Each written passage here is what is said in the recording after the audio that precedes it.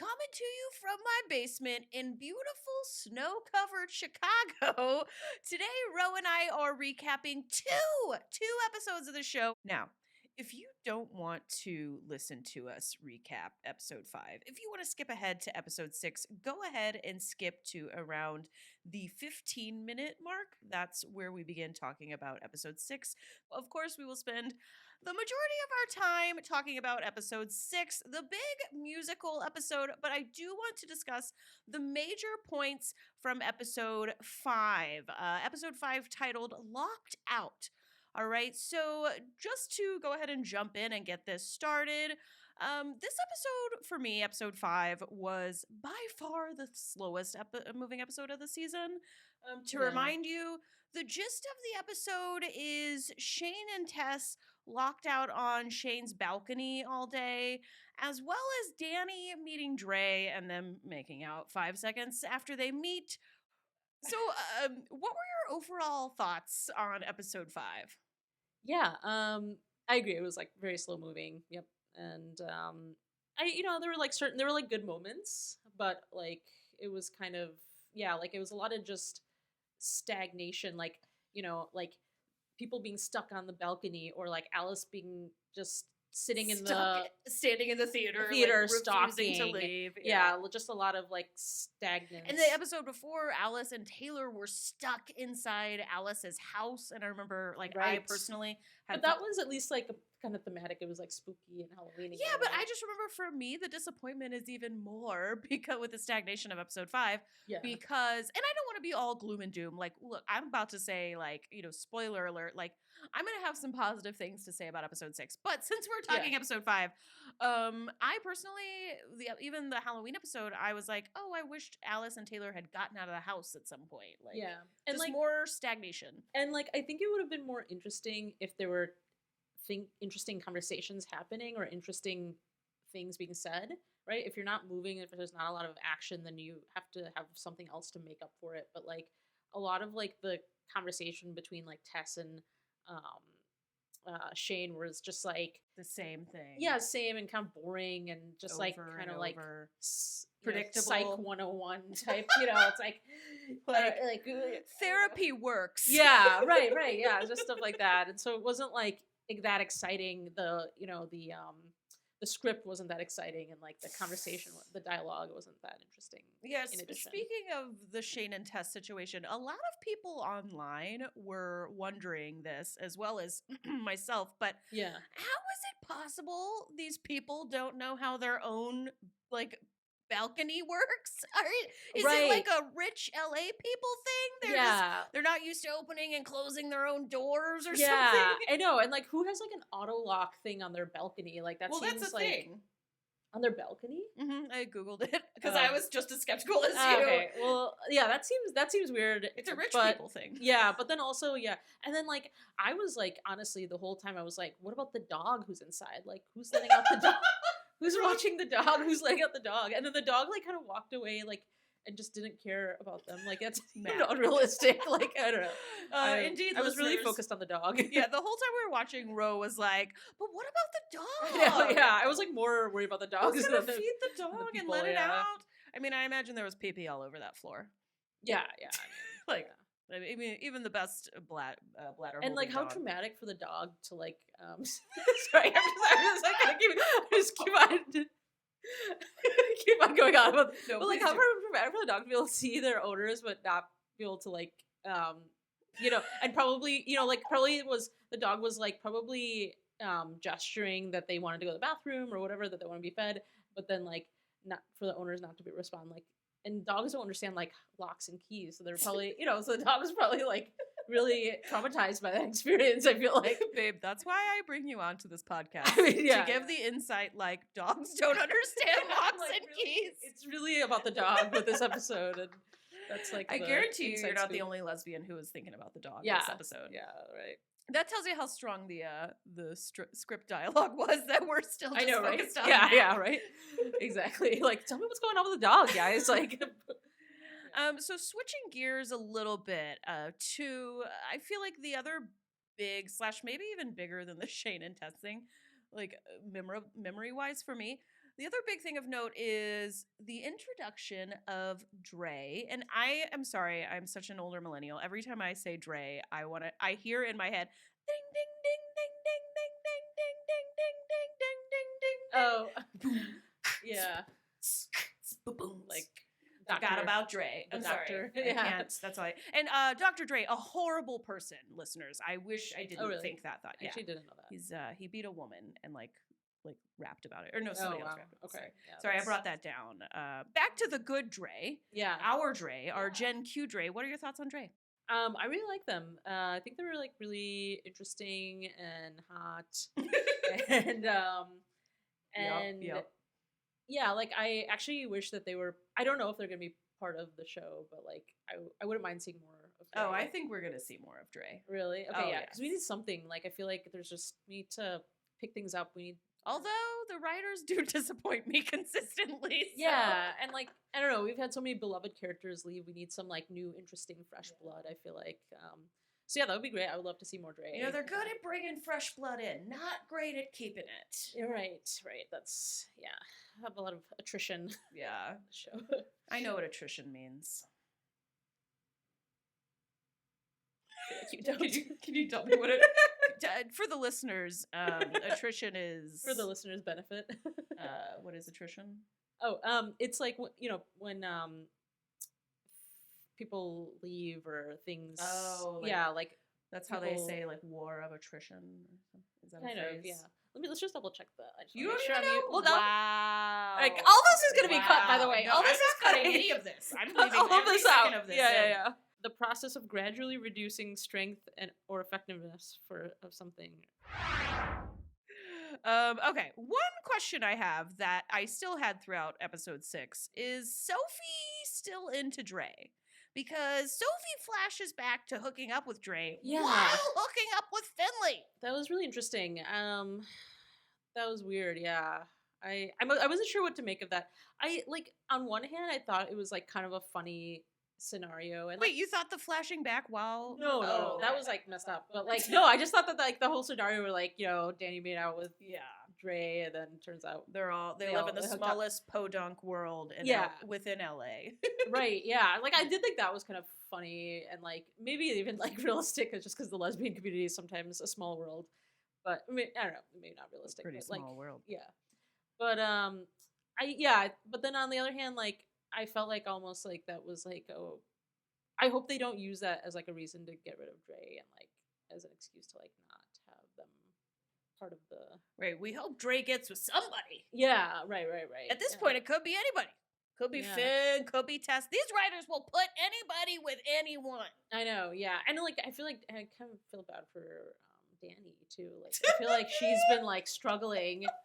Danny cannot get anything going. Yeah, because like there was, like her friend, she tried to hook up with her friend, Roxy, and then she was, like kind of over that things, and then she finally found someone that she's interested in, and now so it's like, like she can't catch a break. Yeah. Okay, but since you brought it up, how does it make sense that Danny is so forgiving? She's no longer bothered by Sophie and Finley. Yeah, having an affair behind her back, finding out on her wedding day, trauma to the nines. Yeah. She's not bothered by that. She cannot though conceive of being with Dre after Dre has hooked up with Sophie. Right. That is kind of like silly. How does the same person who stays unbothered about their ex's affair finding out on the wedding day, how does that same person go, nope, I can't, nope, nobody I date can date any of my exes? Well, I mean, I do kind of get it though. Like she doesn't want, it's just like still kind of like weird. Yeah. And it's like, I don't know. Yeah. I get it. But I totally get not wanting to. It makes no sense. Date somebody she got with Gigi. Gigi was with one of her ex-friends, Bet, or one of her current friends, Bet and her, or maybe they're not like besties, but they never hooked up. Like, who? Bet and Gigi, or Danny and Gigi? Like she I'm pretty sure Danny and Gigi hooked up. No, yeah, no. I'm talking about like she never. I guess I'm saying like it's not just her friend's ex; it's her ex's ex. Because that's different.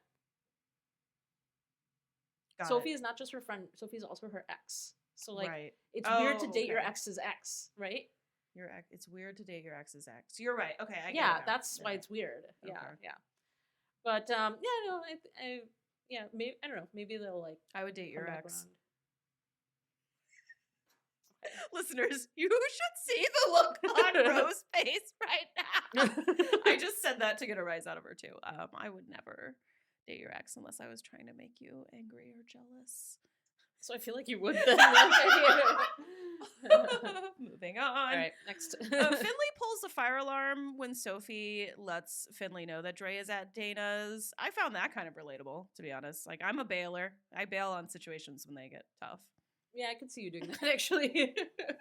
Slash, like, I'm surprised that you haven't like pulled the fire alarm while we're like, excuse me, I would having never a stressful fight. waste taxpayer dollars. Okay, they get some of their funding, even if you have to pay. Which is that like an LA thing, or does everybody have to pay? I don't know. Like, if we have a fire, are we like if you're struggling and you have a fire, are you still like no matter what getting a bill? That's got to be an LA thing. I don't know. Listeners, we have been blessed. Never have we had to deal with fires. Yeah. Anything to say about the Taylor and Alice plotline? I kind of discussed my thoughts with you on that. Yeah, like kind of Halloweeny. Yeah, it was fine. It was the movie. It was No, kinda, not the Halloween thing. Their plotline for episode 5 was the movies. I thought that right. Alice and Taylor just fizzled out. Oh, totally. Yeah. I almost like don't care about them at all.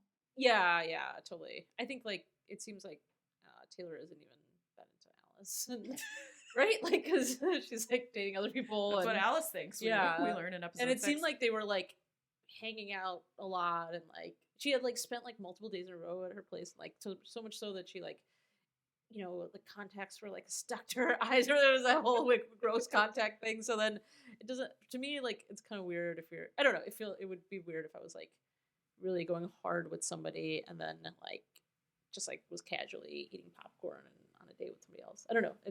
I'm actually on Taylor's side with this. I'm Okay. actually with Taylor. Like, if you're dating now, I disagree with her lying to Alice. I think the only thing that I was like, wait, that doesn't make sense. If you are so open about like, hey, we're just dating. I'm gonna go out with you on Tuesday, somebody else on Wednesday, and then I'm gonna bang a third person on Friday. Like, well, if that's when you say it like that, that sounds like super douchey. But okay, you don't have to do it that douchily. If that's my thing, though, I'm gonna tell you. When I see you out and about, oh yeah, I actually have another date tonight. If that's the only part I disagreed with on Taylor. Otherwise, that is what dating's supposed to be. Yeah, I guess. Yeah. But you're right. They did go hard. Yeah. Any other thoughts on episode 5 before we jump into the big musical episode?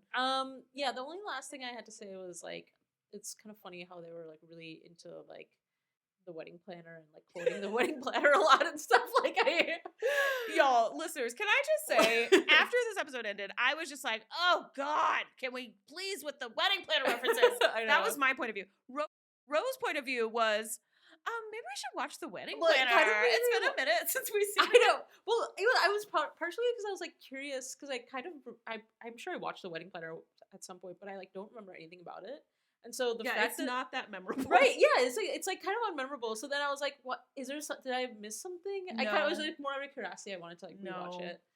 And also like J-Lo movies from like the 90s or early 2000s. The only reason I will give this show the benefit of like referencing this movie the way two lesbians, I think they're both, are Danny and Sophie's for sure lesbian. Yeah. The way two extremely lesbian seeming characters reference it. The only way I will allow this is because of J-Lo. Otherwise, I would be like, this is the straightest shit ever. Matthew McConaughey. That's like, this is like a movie my sister is like nostalgic for. Right, yeah. One of the straightest people I have ever shared a mother with. Right, yeah. But anyways. Yeah. We should watch The Wedding Planner though. I would watch it for J-Lo. Just J-Lo, and then just to like see if there's anything good about it. But do it for J-Lo. Yeah, mostly for J-Lo. Yeah.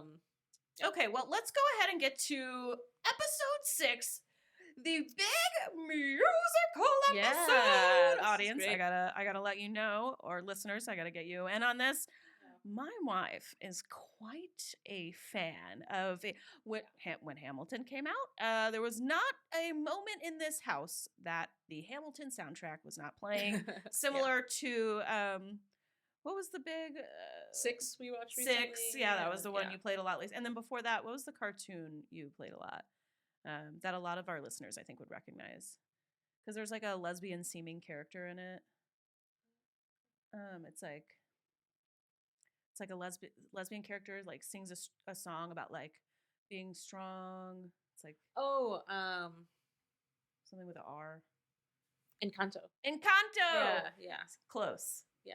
Something that had an R in it. Nope, Encanto does not have an R. Okay, I was very far off. Yeah, pretty much. Anyways, yeah, my wife is very into musicals. Yeah. The title of this episode is Questions for the Universe. Let's get in. We are really evoking OG Word with this opening sex scene and Shane acting like an orgy playboy. You know what Shane reminded me of in this opening scene in the episode? Now, honey, you know, the listeners don't know, but you know one of my favorite, dare I say, one of the greatest movies of all time, Selena. Sure. Yeah. Another excellent J-Lo movie. I mean, we're listeners. If you couldn't tell, we're down with J-Lo. Yeah. Selena has a scene where her soon-to-be husband Chris feels kind of sorry for himself, starts to buy into the hype that maybe he's not good enough to be with Selena Quintanilla, and he trashes the hotel room with his rock band buddies, and then Jennifer Lopez comes down to him while he's just chilling on some scaffolding in an alley, and she lets him have it. Shane needs a J-Lo moment. She needs someone to slap her in the face and tell her this isn't her. Yeah, I mean, isn't it her though? A little bit, like. Wow. Because Shane's like a player and like just, I don't know, she's on like kind of like rebounding. You watched this whole episode and walked away still thinking Shane in the opening scene, that's the real Shane? I don't know. Like, no, I don't know if that's a real Shane, but that's part of Shane.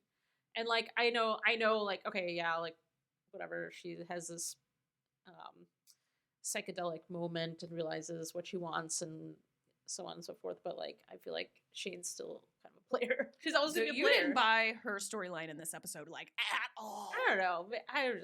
Like it was like sort of almost like she was acknowledging it and she was like releasing it, like blowing the ashes into the sea of her cheating. I don't know about that metaphor, but like but yeah, I just like we've like it's just Shane, we have history on our side. You know, Shane has always been a player.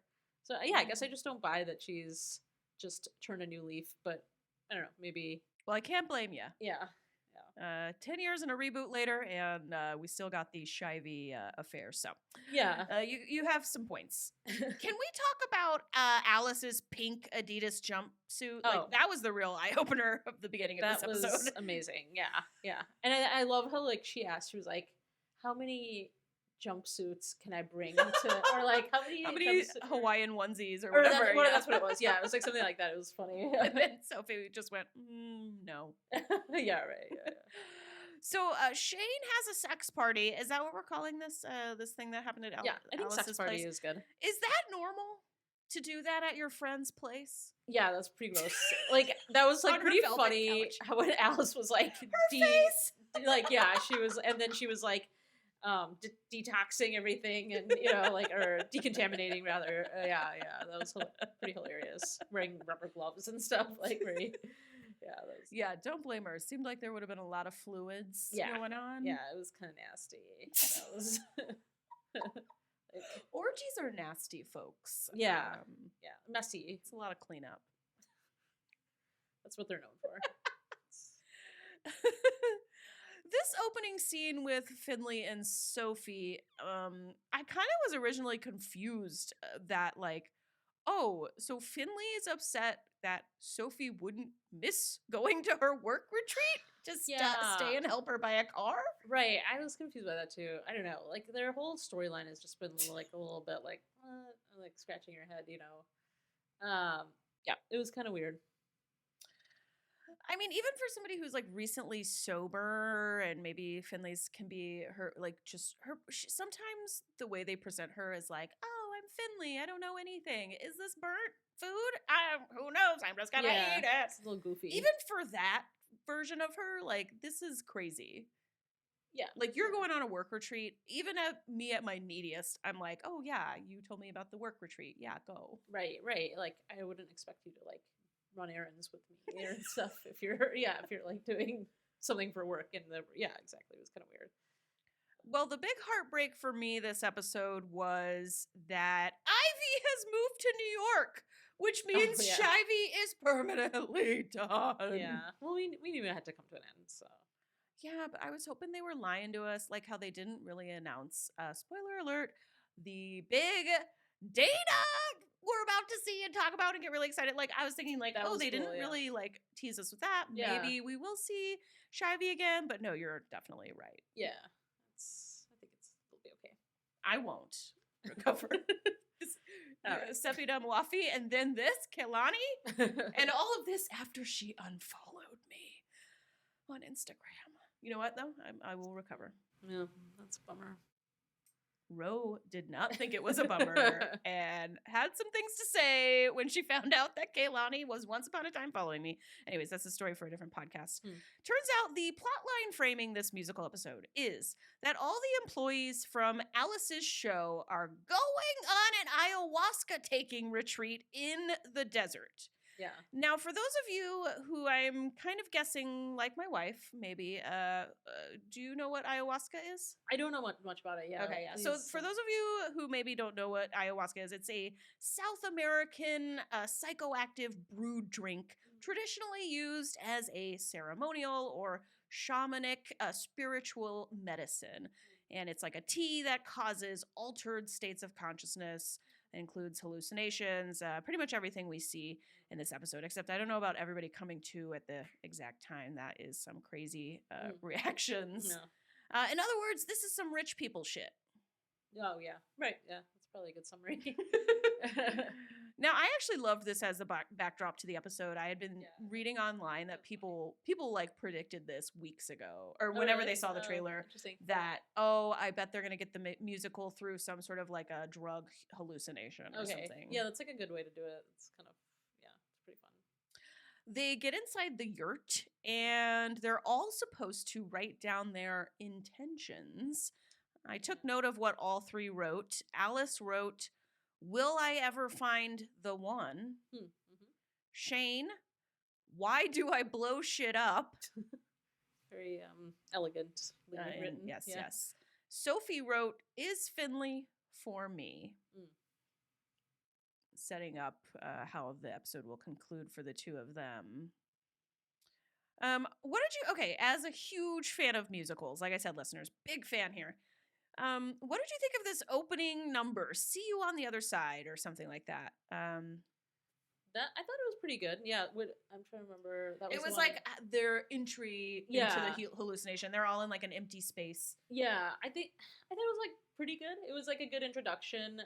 It was like this: "See you on the other side." Yeah, right. Yeah, and then they had like some funny lines. They were like, were there? Yeah, there were like funny lines about like getting high and stuff. All I remember was, for some reason, Sophie has like an old Zach Morris from Saved by the Bell phone. I remember that she's using. That was really random. That didn't make sense. Yeah. Unless there was like some, I guess it was like a retro. I don't know. It didn't make sense. So you liked it? I thought their opening number was like pretty mid. Yeah, like I agree. I mean, it wasn't like I thought it was fine, but I didn't think it was like the best song. Yeah, but it was okay. Turns out the musical has transported us back to various time periods, depending on which characters we're with. We start out with Shane and Tess in the 40s, where Shane is dressed like a prisoner from Shawshank Redemption. That's so true. Yeah, that's funny. Yeah, I thought this one was like the weakest of all the timelines. And I actually really like the aesthetics, even though like, I guess like Shane looked a little silly, but like, I like this time period and I like the aesthetics. Yeah. But like, they weren't singing. Like Shane and Tess weren't singing. So like, it was just like, I think you had said like, it sounds just like a whole song that's just the chorus or something like that. And that's how it was, just like backup singers or like, I don't know. It was just, and it was like a mishmash chorus too. Like they were almost trying to hide that there was nobody singing lead. Yeah. It was like, "Hey ho hum sailor, ho ho, here we go, bottoms up." Yeah, so it was like it wasn't as engaging. Yeah. So it was. I feel like there was more potential there, but like there just wasn't a lead singer. So, and even if like somebody's like not a good singer, like they should just sing. Like it's fun. Like that's Isn't the that point. what? Of course, the movie that the musical everybody loves, who loves musicals, is Mamma Mia. Isn't that kind of what they did, like with some of the actors who just like weren't great singers? They're like they Yeah. just had them sing anyways. Right. Yeah. Exactly. I mean, I feel like you should just do that in like a musical episode. It's not meant to be like on Broadway. Right. It's just meant to be fun and like like a nice little present for your audience. So just Yeah, like were they? yeah.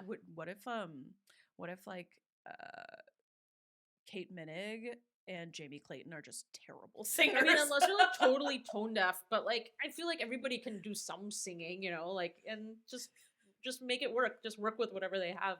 But we all know people who think they can do some singing and like they can't do any. Are you referring to me? No, I was actually thinking of my sister. But no, honey, you should be.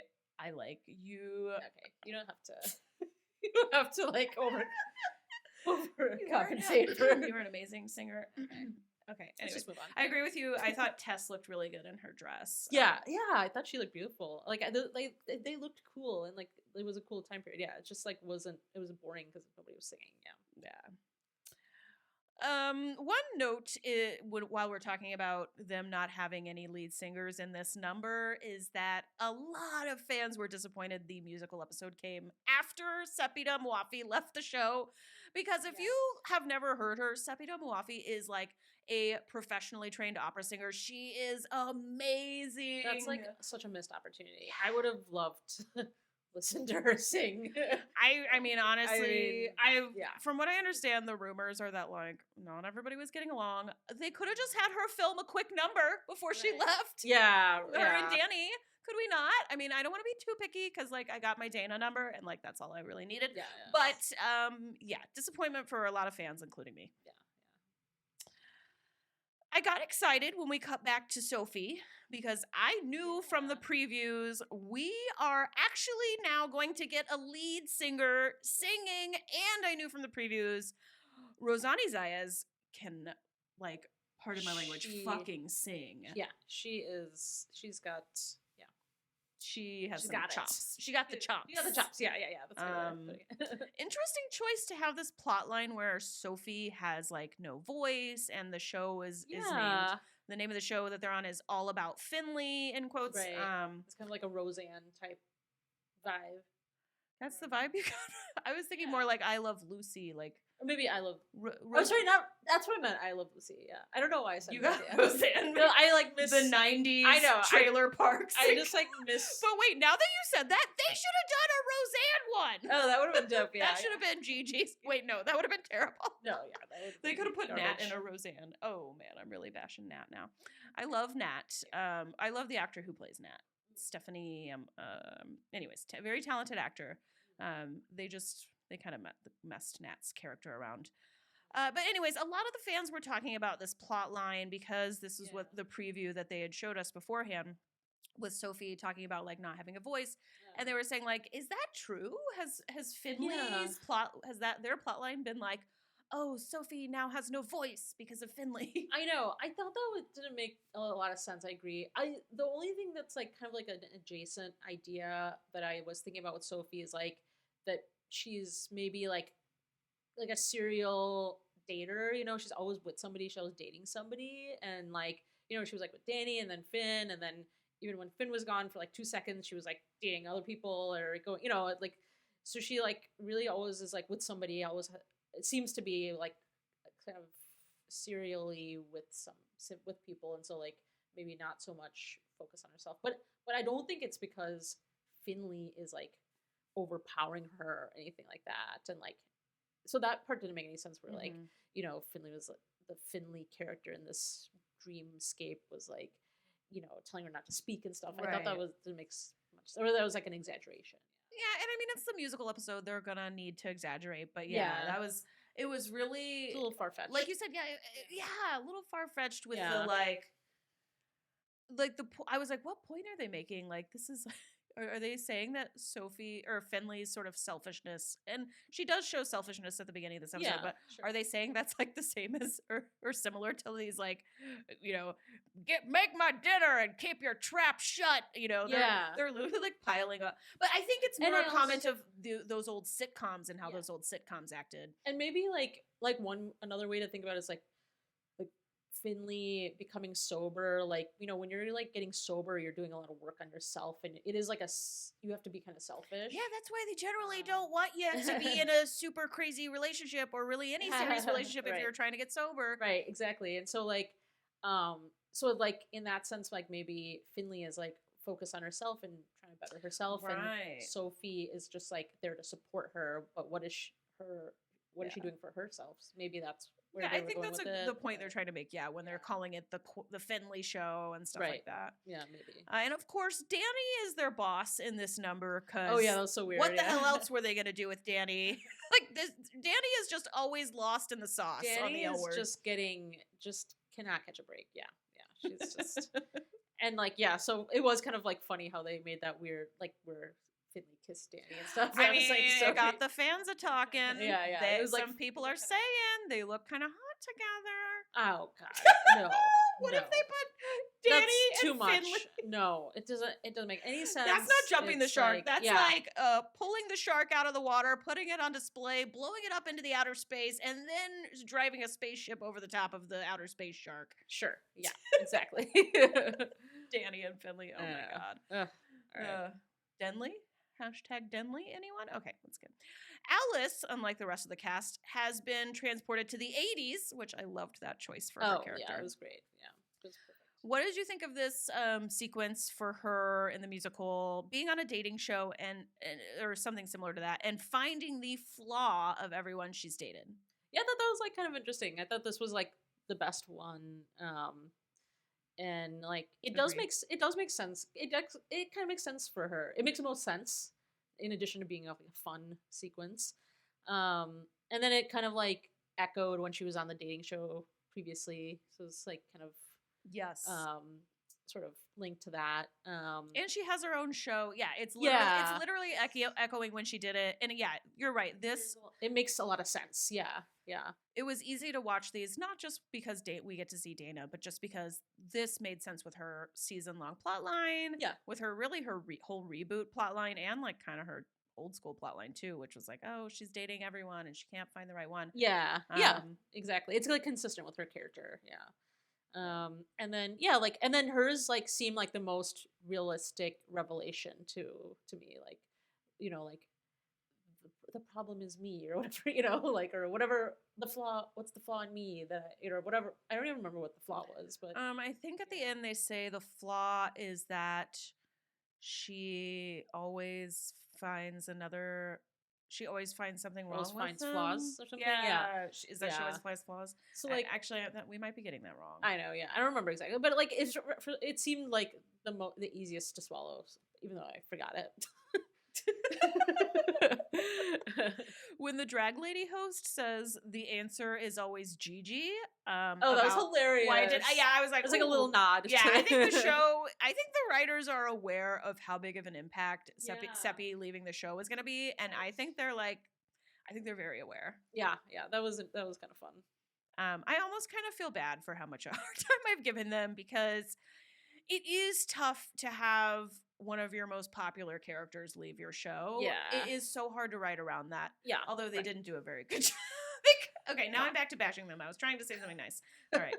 Moving on. What do you think about the show? Okay, here's her biggest flaw. I knew it was going to be in my notes. I think they said her biggest flaw is that she pushes people away. Oh, right. That's what it was. Okay. Yeah. But I feel like in some ways, a lot of the love interests she's pushed away, like, should have been pushed away. Yeah. Like the Gen Z person. Yeah, right. Yeah, I don't know. Yeah.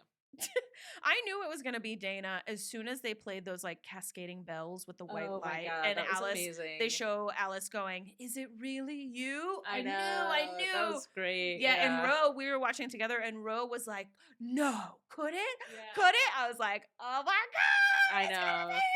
It was like a really cool surprise. I loved that. Yeah.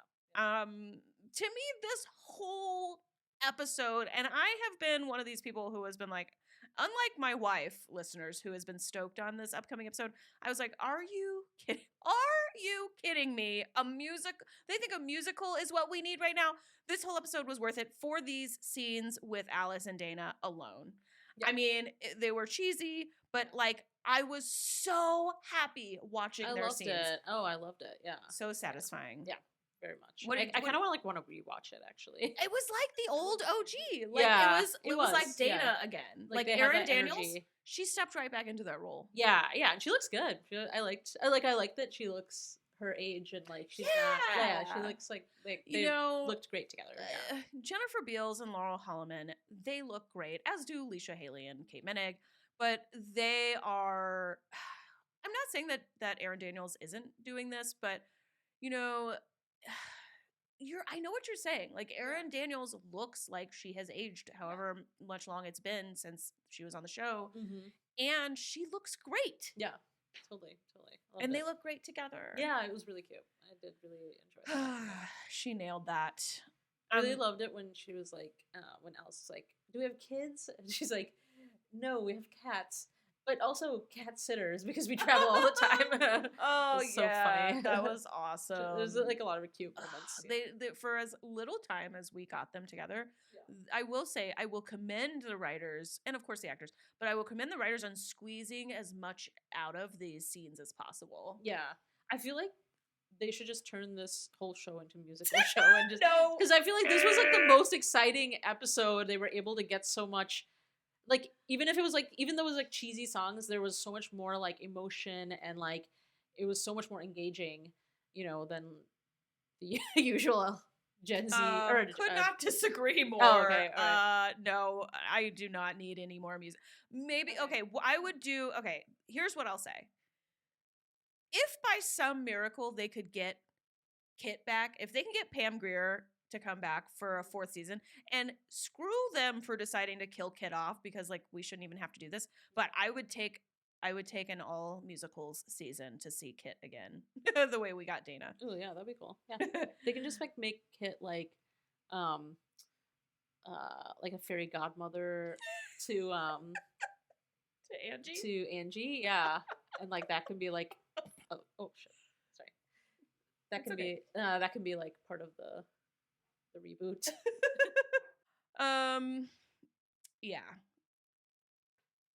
So but loving Dana and can't say enough about how much I love these Dana and Alice scenes. Yeah. The dynamics between I Love Lucy, Sophie, and Finn are not fun to watch. But as I said, we get to listen to Rosanni Zayas sing. Yeah, it was like hard to watch, but also kind of interesting. But yeah, but I think it was what made it hard to watch was that it didn't make a lot of sense. As we said, like it was too. And my other critique of like their part in the musical episode was, Sophie's the best singer, and we were really lacking in the like singing department for a musical episode. Her song "It's All About Me" could have been twice as long. Yeah, and she could have like sang in the opening number, and like in the make her the star of this episode. Just sing all the songs. Yeah. Like acknowledge. Okay, we've got 2 professional singers. Leisha Haley also sang, famously for her band in the mid 2000s. And she does a good job in her numbers, but really like give a lot to them. But really make this Sophie's whole episode. Yeah. I just don't know why. Maybe you're right. They should have just like centered the episode around Sophie actually, and then made her sing a lot more. Yeah. I'm wondering if they also though, because like some of the dance numbers. Again, I loved this episode, and going into this, I did not think I was gonna love it. Yeah. So that being said, some of the dance numbers were not like that difficult choreography wise. Okay. I'm wondering how much time they had to rehearse everything, to record. Like they got to go into a separate studio, and they all have to record their vocals. That's a good point. I'm wondering if that impacted us not getting more leads singing, or even more singing, period. Yeah, I guess I don't know. Yeah, it's a good point. It's like a lot of different things are involved with. But still, I would have done it. I would have been like, let's make Rosani Zayas. Let's This make her is a her star. episode. Yeah. They're doing it with Ben Tina. You know, the episodes where we have Ben Tina, they're making them the stars of the episode as they should. Anyways, that would have been my choice. Did you notice at the end of her number, everything went to color as it had been black and white before? Right, yeah. Very Pleasantville. Yeah, With Toby Maguire, Reese yeah. Witherspoon. That's an oldie. Oh, that's a good movie. Yeah, we should watch that one. I Again. know. Yeah. Okay. Minor bone to pick. Does Nat remind you of Dana, like in any way, shape, or form? I don't think so. Because the show like has a little line about them being similar, and I felt like I mean they're both white ladies, but yeah, I don't think all so I at got all. connecting them. Yeah, I don't think they're similar at all. I missed it? that. Yeah, I think it's a line Alice says. Oh, okay. That's super weird. Yeah, I had to call that out. Let's see. When Alice is hugging Dana from behind the stairs, and I just felt that. I just need these Alice and Dana scenes. They were really good. When Alice is like, "No, I want to stay with you," my heart broke. Yeah, that was really sweet, touching. Very touching. I will say the way that the reboot has handled Dana has been great. There's a lot of complaints that they never mention Jenny, and that's like this weird Marjorie Lewis Ryan thing where she like hates Jenny, but they never mention Jenny. But I do think the show has handled Dana because we got last season Alice dedicating that passage in her book, and she gives that speech. I thought that was really well done. That's cool. And then here again, bringing Aaron Daniels back. But I mean, the show has brought so many people back now. They should be good at bringing in guest stars from the past. Yeah, that's true. Yeah. Did you think they were winding down the musical numbers, like sort of just as things were like getting going, energy-wise? Yeah. Like I couldn't believe they were doing the "We Made It to the Other Side" number, and there was like still 10 minutes left in the episode. Oh, really? Oh, yeah, that's true. I feel like why not just end the whole episode with a musical number rather than ending the musical with, still 9 minutes to go to wrap everything up. Right. What were the last 9 minutes? What happened? Exactly. Yeah, I don't even remember. Exactly. Okay. Yeah, I agree. They could have just jumped right into the musical in the beginning and then just had it be musical. Well, I actually liked the beginning because we got that like nod to the OG sex scenes, and we got that like hilarious interaction with Alice and Shane. We got sort of I was fine with them setting it up. I just didn't think we needed this extra 10 minutes that you don't even remember at the end of the episode. Again, now that I talk this out loud, I'm guessing they didn't have time to actually make it a real full musical. Yeah. It's probably like more expensive to have dancers and choreograph songs or write songs and choreograph them and stuff. So.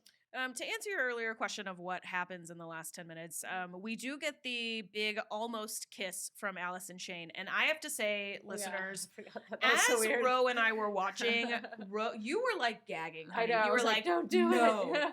No. Like, you thought the show might do it. Like, you thought the show was going to have Alice's true one person be Shane. It was like, no. That's how like crazy these writers are. I know. But yeah, I'm glad that there was like her being high or whatever. Yeah, I would be like, what's it called when like family members? That's what it would feel like. Incest. It would be incest. Not doing so good with words today. Yeah. We also, in our extra 10 minutes, we get kind of a sad moment of Alice looking at a box of Dana's old things, including that horribly depressing flower from the day Dana died. And a modernized version of "You Are My Sunshine" playing in the background. Yeah. Which, listeners, if you don't remember when Dana dies, it's like, "You are my sunshine." Like, ruined that song for me. Oh, yeah. I think I blocked that out. Yeah. Or I think about it just like, I was like really sad, so I think I might have just like fast forwarded through it or something, because I didn't want to. I kind of knew halfway through the episode it would be Tom. The show is implying is the one for Alice.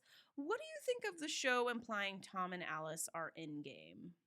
So was that what happened? I mean, that's my take on it. You didn't have that take? Did they show her calling Tom? No, what they did was how do they indicate so that? Dana basically was like, there is one person Yeah. that you skipped over that you shouldn't. And then Alice is like, do they know you? And Dana's like, in a way. And I think they mean she meant in a way through the book because Tom was like, the, edited it yeah. or a ghostwriter. And then they had a whole episode where like that was, they were discussing Dana. Yeah, I don't know. I just like always feel like whatever about her and Tom. So I like You're not Tom. the only one. I like that actor, and I like I'm just like I don't know. I'm more excited about like Alice and Tasha, or like exactly. So like I actually thought about Tasha when but then like I was gonna ask there you was if no you references to Tasha in the. Yeah, no, they that haven't would be seen, even though random. Rose Rollins has said she would be interested in coming back. The Really? show has not Yeah. shown any interest in Rose Rollins. A little concerning the way the show treats a lot of the black characters, but Yeah, I guess they to them, anyways, that's a whole thing. I was gonna ask you, do you think that I'm biased against them because I'm a lesbian? And then I was like, oh wait, you're a lesbian too, and you're not that into them either. I mean, yeah, and I think that's for sure part of it. Like we have to acknowledge that. Yeah. Like implicit bias. Yeah, exactly. So yeah, I think it's whatever. You're like, yeah, I'm biased. Yeah. It is what it is. I do feel for like fans of the show who are bi, and they probably wouldn't mind seeing a famous bi character That's true. end up with a man. That is like good representation. And but like, all the lesbians are like, oh, if I want to see this, I'll just go to any other show, any mainstream show where the bi character always ends up with a man. Right. Yeah. That's like, yeah. I guess I would be curious to see to hear what the bi folks think about it, because like, is this good representation or not? Because it's not just enough to have representation. Is it good? See, now that's why I was going to ask you, because I feel like I put my bias aside. I've asked myself. And I feel like I've put it aside, and I don't think I like them together. I'm like you, I'm like, oh, they're cute. Yeah, but I don't know that they have like a crap ton of chemistry. That's the thing. Like, I agree. Yeah, I just don't really see it. But like, it's fine. I guess I don't know. Okay, it's whatever. Sophie comes back home and tells Finley, I love you, but I'm not my full self when I'm with you. Right. And it takes Finn like a minute to understand. Sophie has to be like, spell it out. That was rough. It's over, Finley. Yeah, that was pretty rough. Okay. Yeah, that was kind of. Do you think they're going to get them back together, or is this it for Sinley? I don't know. I feel like it seemed like the direction this episode was going is that like Sophie's like just going to be like an independent woman and like be on her own. Independent. Yeah, right. Throw your hands. Sorry. Yeah, I'm not sure. I don't know. I think they're done for good, which is crazy because I know not everybody feels this way. But this season, the first couple episodes, I was just now getting to a place where I was like, oh, they are healthy. Wait, I just thought of something. Do you think that they're going to put Sophie and Danny back together?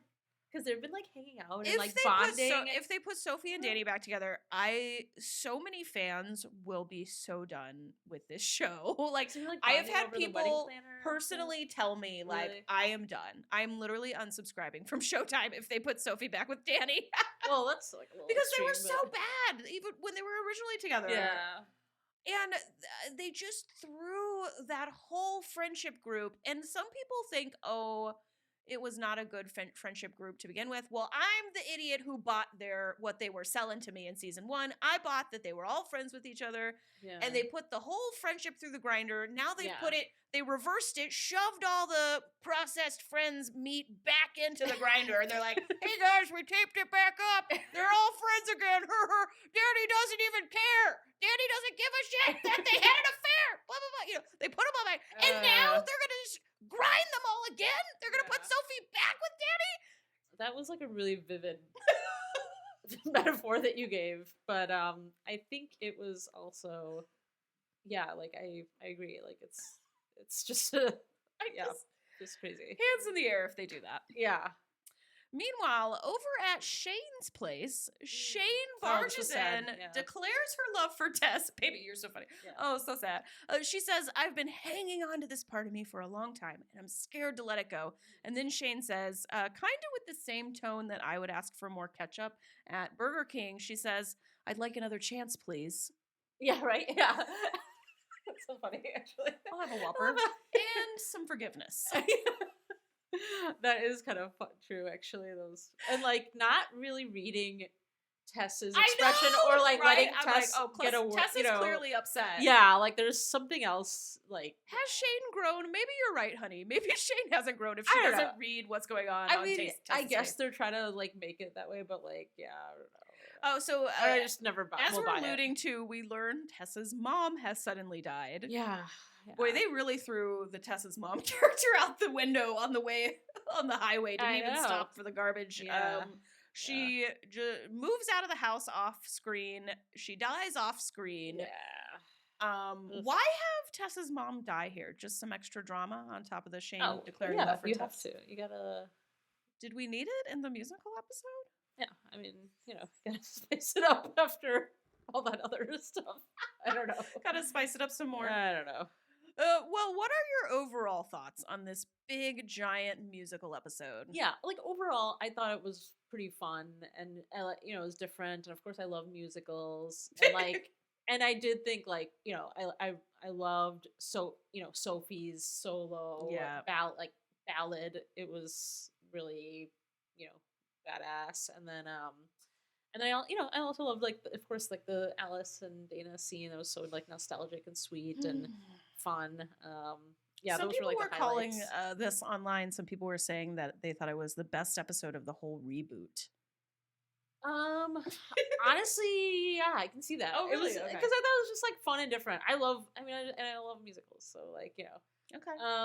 And I just thought about in the 3 seconds I'm thinking about it right now. Like I can't think of any other like memorable episode. Like maybe like some of the Gigi ones, but even maybe the threesome episode. We got to get our heads out of the gutter. Yeah, even like Gigi. Like the thing that was sad about Gigi was like there was just she never had a chance to like blossom. Like we never there was got so much enough opportunity. of Gigi. I know, yeah. So like even those like there weren't any memorable moments or episodes really, So it was just the lost potential with Gigi. So really, it's more about the other episodes being not memorable than it is the musical being. Like I thought 10 out of 10. Like because like other shows have musical episodes, right? And they're terrible a lot.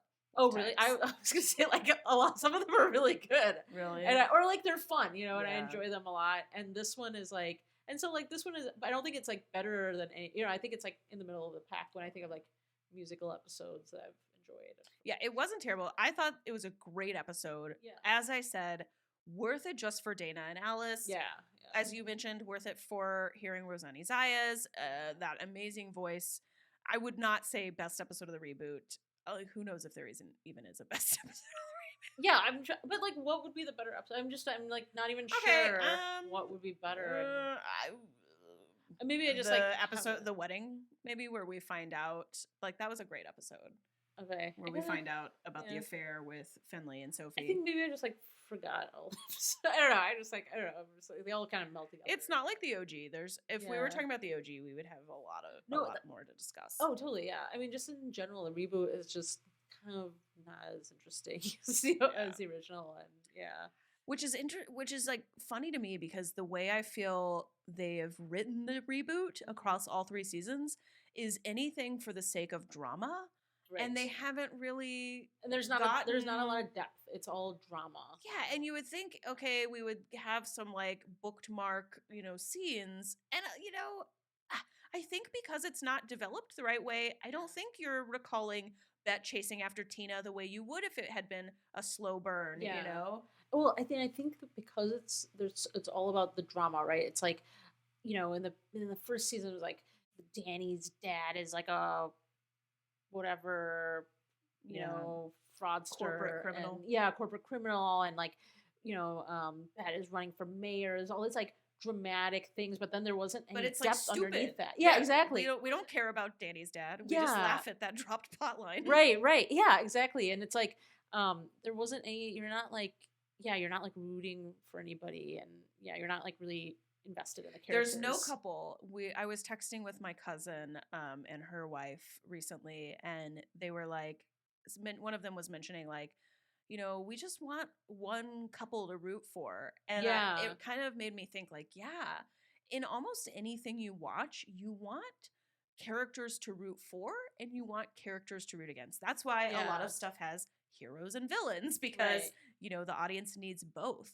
And I think we're not getting that couple wise, whereas in the OG we always were rooting for Ben and Tina to get back together. Yeah, And for like all the other couples we've mentioned today, Alice and Tasha, Alice and Dana, Shane and Carmen, people to this day, there are so many Charmin fans who just cannot get over them deciding not to bring back Carmen. And Oh, we yeah. have nothing even remotely close to Shane and Carmen. We did in Danny and Gigi, and they incinerated that. So, I don't think we even had that with Danny. yeah, and we Gigi. had it for like we had 3 episodes. We had the potential, Correct, and then yeah, and then it correct. was never explored, Yeah. never allowed to explore. Yeah, exactly. So, yeah, it's kind of just when they saw how popular Gigi was, I'm sorry, they should have metaphorically cemented that actor in concrete and said, thrown everything. Okay, that's my rant. I need to stop talking about that.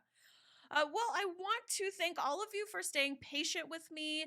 Once we get through the holidays, I will be back to a more normal recap schedule where I try to get them out as close as possible to the episode release on Friday. If you are listening, make sure you're subscribed. If you're watching, make sure you hit that YouTube subscribe button as well. We did it, babe.